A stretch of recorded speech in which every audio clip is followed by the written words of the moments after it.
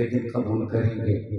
بزرگوں، شعبان المعظم کا مہینہ چل رہا اور اس کے بعد رمضان المبارک کا پاک پوتر مہینہ آنا ہے۔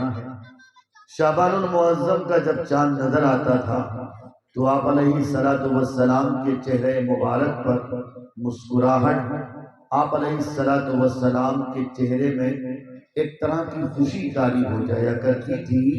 اسی لیے آپ علیہ السلام نے فرمایا شعبان شہری و رمضان شہر اللہ، شعبان میرا مہینہ اور رمضان اللہ کا مہینہ۔ اور حضرات صحابہ کرام فرماتے ہیں کہ جب شعبان کا چاند نظر آتا تھا تو آپ علیہ السلام عبادات میں کثرت فرما دیا کرتے تھے۔ ویسے تو پورا سال ہی آپ کا عبادت میں گزرا کرتا تھا، لیکن خاص کر جب شعبان کا چاند نظر آتا تھا تو عبادات میں انہماک اور انغماس کی جو کیفیت تھی وہ بڑھ جایا کرتی تھی۔ اس لیے ہم سب کی بھی ذمہ داری ہے کہ اس ماہ مبارک کی قدر کریں، اور آنے والی جو رات جمعرات کی رات پڑے گی، یعنی 14 شعبان المعظم کی دن کی تاریخ اور رات کی تاریخ 15 شعبان کی پڑے گی، اس رات کو انشاءاللہ ہم سب بھرپور عبادت کریں گے انشاءاللہ۔ آپ کے یہاں ہوتا ہو نہ ہوتا ہو، لیکن ہندوستان نہیں بلکہ بر صغیر میں ایک چیز بہت مشہور ہے کہ شعبان المعظم کی 15ویں شب اس دن بڑا اہتمام کیا جاتا ہے، بڑے پکوان پکائے جاتے ہیں۔ ممکن ہو کہ آپ کے یہاں بھی پکائے جاتے ہوں، حلوے کئی طرح کے ہوا کرتے ہیں، اور بھی ڈشز کا انتظام کیا جاتا۔ بعض نے تو یہاں تک بدعات کو پھیلا دیا اور شریعت میں اس طرح کی باتیں بھی ایڈ کر دی کہ اس دن مرحومین کی روحیں بھٹکتی ہیں اور اس دن وہ گھروں تک پہنچ جاتی ہیں ان کی روحیں۔ اس لیے لوگ اہتمام کرتے ہیں، گلیوں کو صاف کرتے ہیں، کوچوں کو صاف کرتے ہیں، اچھی طرح سے صفائی ستھرائی کا معقول خیال رکھا جاتا ہے، اور اسی طرح سے مرحومین کو جو چیزیں دنیا میں پسند ہوا کرتی تھی وہ ساری چیزیں پکائی جاتی ہیں۔ حتیٰ کہ میں نے بہت ساری عورتوں کو دیکھا ہوں، میں اپنے قریبی کو دیکھا ہوں، اس لیے میں بتا رہا ہوں اگر مرحومین کو حقہ پسند ہو تو ان کے لیے حقے کا بھی انتظام ہوا کرتا ہے۔ ایسا لگتا ہے کہ مرحوم کی روح اس دن حقہ پینے بھی آ جایا کرتی ہے۔ یہ انسان جہالت کی طرف آمادہ ہوتا چلا جا رہا۔ ہمارے لیے ایک بات جاننا بہت ضروری ہے کہ شریعت جو چلے گی وہ محمد الرسول اللہ کے سکے سے چلے گی۔ اس کے علاوہ اگر مولویوں نے باپ کے بپوتی سمجھتے ہوئے شریعت میں کوئی چیز ایڈ کر دی اور لوگوں میں وہ چیزیں اگر چل پڑی اور لوگوں نے اس کو اگر شریعت کا حصہ سمجھ کے اپنانا شروع کر دیا تو لوگ بھی کھوکے جائیں گے، اور اس مولوی صاحب کی تو یقین جانو ضرب یضرب بانون تاکید اور ثقیلہ اور خفیفہ کے ساتھ اس کی گردان کری جائے گی۔ اس لیے میں یہ تمام ذمہ داران حضرات مجھے قید کر رہے ہیں اور حضرات علماء کرام سن رہے ہیں، ذمہ داری کے ساتھ میں ایک بات یہ کہنا چاہتا ہوں کہ شب برات کی رات وہ عظیم رات ہے جس رات میں اللہ تبارک و تعالیٰ سال بھر کے بجٹ کے فیصلے فرماتا ہے۔ اللہ تبارک و تعالیٰ کی طرف سے ایک منادی آواز لگاتا ہے، ایک منادی کی آواز یہ آتی ہے کہ ہے کوئی روزی روٹی میں بڑھوتری چاہنے والا کہ اس کی روزی روٹی کو کشادہ کر دیا جائے۔ ایک حدیث کا ٹکڑا تو یہاں تک ہے کہ آپ علیہ السلام نے فرمایا شب برات کی رات بنو کلب کے بکریوں کے بال کے برابر بھی اگر کسی بندے خدا نے گناہ کر رکھا ہو اللہ تبارک و تعالیٰ اس کے گناہوں کو معاف فرما دیتا ہے۔ اور یہ معافی ایسی ویسی نہیں ہوتی، یہ معافی عام معافی ہوتی ہے۔ اور اس رات میں اللہ کی طرف سے منادی یہ ندا کرتا ہے، یہ آواز لگاتا ہے، یہ صدا لگاتا ہے کوئی آج توبہ کرنے والا کہ اس کی توبہ قبول کر لی جائے، ہے کوئی شراب کے اڈے اور شراب پینے والا آج وہ پکی سچی توبہ کرے اللہ اس کی توبہ قبول کر لیتا ہے کوئی جوئے کے اڈے کو قائم کرنے والا آج وہ اپنے جوئے سے اور اپنے نشے سے اپنے آپ کو پاک کر کے اللہ کے سامنے گڑ گڑائے، اللہ کے سامنے تھڑپے، سسکیاں لے، آنکھوں سے آنسو اس قدر بہائے کہ اس کے درمیان نالیاں بہ جاوے، اللہ تعالیٰ اس کے گناہوں کو معاف فرما دیتا۔ لیکن ہماری بدقسمتی یہ قوم کے لوگوں کو جو بات سمجھ آتی ہے بس وہی کر جاتے ہیں۔ جلسوں کی بھیڑ کتنی مختصر ہے، لیکن میں کہوں کہ اس بستی میں محمد نگر راجدھانی میں ایک قوالی کرا بلا لو اور ایک قوالن کو بلا لو اور ایک قوالا کو بلا لو، تو قوالن اور قوالا دونوں جب مل جاتے ہیں اور بات جب اس کو مشق کی ہوتی ہے اور میرے دل کے دنیا کو بدلنے کی ہوتی ہے اور نوجوان چھوکروں کے دل کے اس نازک تار کو ٹچ کرنے والی ہوتی ہے، پھر دیکھو ادھر سے رومال لہرائے گا، یہ ہمارے ایمان کے کمزور ہونے کی ایک کھلی علامت ہے۔ اس کا میں آپ سب سے کہتا ہوں، اگر آپ نے بھی یہ سمجھ رکھا ہے کہ شب برات کی رات صرف قبرستان جانے کی رات ہوتی ہے، شب برات کی رات انواع و اقسام کے حلوہ پکانے کی رات ہوتی ہے، شب برات کی رات مرحومین کی روحیں بھٹکتی ہیں اور اپنے گھروں کو آتی ہیں، تو پھر یاد رکھو تیرا یقین اور ایمان گویا قرآن میں نہیں ہے۔ قرآن میں جب اللہ نے صاف ستھرا فرما دیا وَيَسْأَلُونَكَ عَنِ الرُّوحِ قُلِ الرُّوحُ مِنْ أَمْرِ رَبِّي، جب اللہ سے پوچھا گیا، اللہ کے رسول صلی اللہ علیہ وسلم سے پوچھا گیا آپ بتائیں تو صحیح یہ روحیں کہاں جاتی ہیں؟ اللہ کے حکم سے روح انسان کے جسم کو آتی ہے، پھر جب یہ روح نکلتی ہے تو جاتی کہاں ہے؟ اللہ کے رسول صلی اللہ علیہ وسلم پر جب یہ قرآن کی آیت نازل ہوئی تھی، پوچھا گیا تو اللہ کے رسول صلی اللہ علیہ وسلم کو حکم دیا گیا آپ کہیے قُلِ الرُّوحُ مِنْ أَمْرِ رَبِّي، آپ کہیے کہ یہ روح اللہ کا ایک امر ہے، اللہ کا ایک حکم ہے، اللہ کی طرف سے آتی ہے اور اللہ کی طرف سے چلی جاتی ہے۔ اب بیچ میں اگر مولوی کوئی شیطان کا چوغا پہن کے آتا، ابلیس کے ناپی والا کام کرتا ہے، اور وہ اگر یہ بات کہتا ہے کہ شب برات کی روح، شب برات کی رات مرحومین کی روحیں بھٹکتی ہیں، اس لیے دروازہ صاف کرو، یہ گلی صاف کرو، دیکھیں صاف ستھرائی بہت اچھی چیز ہے، آپ کریں، ہر روز کریں، اہتمام کے ساتھ کریں، کیونکہ صفائی ایمان کا حصہ ہے، اس لیے صفائی کا خیال رکھنا چاہیے۔ طہارت کو اللہ نے پسند فرمایا، اس لیے دو چیزیں اللہ نے قرآن میں کہی، ان اللہ یحب التوابین و یحب المتطہرین، ایک اللہ اسے پسند کرتا جو اللہ کے آگے روتا ہے، گڑ گڑاتا ہے، اللہ سے کہتا ہے کہ اے اللہ تیرے سوا کوئی نہیں ہے جو میرا بیڑا پار لگائے، تیرے سوا کوئی نہیں ہے جو میری بگڑی بنا دے، تیرے سوا کوئی نہیں ہے جو میری حاجت کو پوری کر دے، اے اللہ تیرے سوا کوئی نہیں ہے جو مجھے اولاد کی دولت دے دے۔ اگر بندہ جب یہ کہتا ہے اور پکی سچی توبہ کرتا، اللہ اپنے بندوں کو پسند فرماتا ہے۔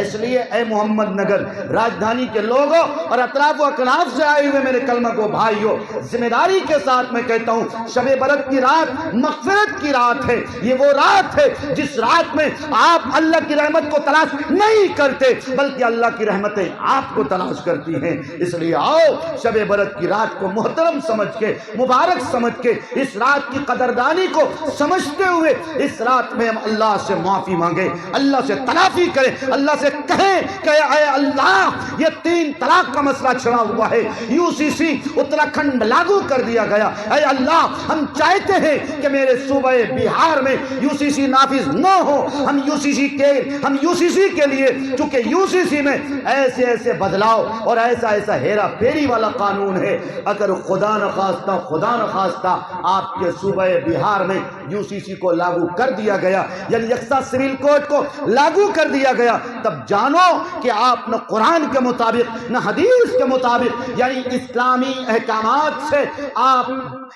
احکامات کے مطابق آپ اپنی زندگی نہیں گزار پاؤ گے، اس لیے کہ UCC کا قانون یہ کہتا ہے، یعنی یکساں سول کوڈ یہ کہتا ہے، یکساں سول کوڈ میں یہ سارے قانون ہیں، میرج ایکٹ یعنی ہندو میرج ایکٹ کے مطابق اگر آپ کی بیٹی کی شادی 18 سال سے کم عمر میں ہوگی وہ شادی ویلڈ نہیں قرار دی جائے گی۔ اسی طرح سے اگر آپ کی بیٹیا کی شادی، اس کا نکاح اگر مولانا مفتی آفتاب صاحب نے پڑھا بھی دیا ہو، اسی طرح مفتی عمران صاحب نے پڑھا دیا ہو، یا مولانا عبدالکریم قاسمی چترویدی نے پڑھا دیا ہو، تب بھی آپ کی بیٹی کا نکاح مکمل نہیں ہوتا جب تک آپ کٹیہار کے لوور کورٹ کا دروازہ نہیں کھٹکھٹاتے، یعنی میرج جب تک آپ لوور کورٹ سے نہیں کرائیں گے تب تک آپ کی بیٹی کی شادی نامکمل ہوتی ہے۔ تو اے لوگوں مجھے بتاؤ انصاف کے ساتھ کہ یہ یکساں سول کوڈ کتنا زہریلا ہے، یہ کالا قانون ہے کہ نہیں ہے؟ آپ نہیں جگتے ہو، آپ کے اندر بیداری نہیں آتی ہے۔ کل بھی ہماری نوجوان نسلیں آوارہ تھی، آج بھی آوارہ ہیں۔ خدا کی قسم کھا کے کہتا ہوں، مبارک مہینہ آ رہا ہے، اس مہینے میں گر گراؤ، تڑپو، اپنے آپ کو اللہ کے سپرد کر دو اور کہو اے اللہ جو کچھ ہوتا تجھ سے ہوتا، تو जो तू चाहेगा वही होगा। दरख्त से पत्ता भी गिरता तो तेरे ही आर्डर से गिरता, तेरे ही हुक्म से गिरता। कहो अल्लाह से, कहे ऐ अल्लाह तूने ही अपने घर की हिफाजत अबाबील परिंदे के जरिए की थी। कहो अल्लाह से, कहे ऐ अल्लाह इजराइल आज अगर घुटने टेकने पर मजबूर हुआ है तो तेरे ही हुक्म से हुआ है, तेरे ही अमर से हुआ है। कहो अल्लाह से, कहे ऐ अल्लाह वो अमेरिका का शहर लॉस एंजलिस जिसको अपने आप पर घमंड था, जहाँ मीडिया हाउस थे, जहाँ हॉलीवुड और बॉलीवुड के मकानात थे, जिसको अपने शहर पर घमंड था और जहाँ से इजराइल को मिटाने, जहाँ से गज़ा को मिटाने की कसम खाई गई थी। ऐ अल्लाह तू ही तो है जिसने लॉस एंजलिस को जहन्नम बना दिया, उसके निशान को खत्म कर दिया। और बिलाखिर जब आग के अंगारे नहीं रुक रहे थे तो ये अल्लाह तेरे ही किबरियाई तो बयान की गई, तेरे ही बड़ाई को बयान की गई। आखिरकार एक मुस्लिम को बुलाकर अल्लाहु अकबर की सदाएं बुलंद करी गई। ए अल्लाह जो कुछ होता है तुझी से होता, तेरे सिवा कुछ नहीं होता, तू जो चाहेगा वही होगा। बस मुसलमानों शर्त है पक्के सच्चे मुसलमान हो जाओ, यकीन मजबूत करो, ईमान मजबूत करो। तुम कहाँ इधर उधर के चक्कर में पड़े हो? कोई आबा बाबा नहीं है, कोई बिगड़ी बनाने वाला नहीं, कोई हाजत पूरी करने वाले नहीं। जो कुछ है अल्लाह ही है, अल्लाह ही है। अल्लाह से अपनी फरियाद करोगे इंशाअल्लाह। अच्छा माशाअल्लाह। तो शब बरत की रात एक तबका तो हमारी ख़वातीन व हज़रात का है जो बहुत बड़े मुफ्ती आज़म हिंद हैं, जिनके इफ्ता और जिनके फतवे के सामने अच्छे खासे मौलवी की दाल नहीं गलती है साहब। औरतों का जो फतवा होता है वो एक तरह कहो कि जिस तरह कुरान हरफ अखीर है वैसे ही इनका फतवा भी हरफ अखीर होता है। इसके आगे कोई फतवा टिकता ही नहीं। मुमकिन हो कि ये मुखिया जी लोग और शोरा हजरात इनका मामला बन जाता होगा, लेकिन मौलवियों की दाल तो नहीं गलती है। इसलिए कि मौलवी जानता है कि इनको समझाना बड़ा मुश्किल काम है। लेकिन मैं जिम्मेदारी के साथ कहता हूँ, ख़वातीनो हज़रात आप भी सुन रही हो, सुनो। आप तो ये समझ रही हो और एहतमाम कर रही हो, और कुछ लोगों ने इस तारीख को ऐड किया है।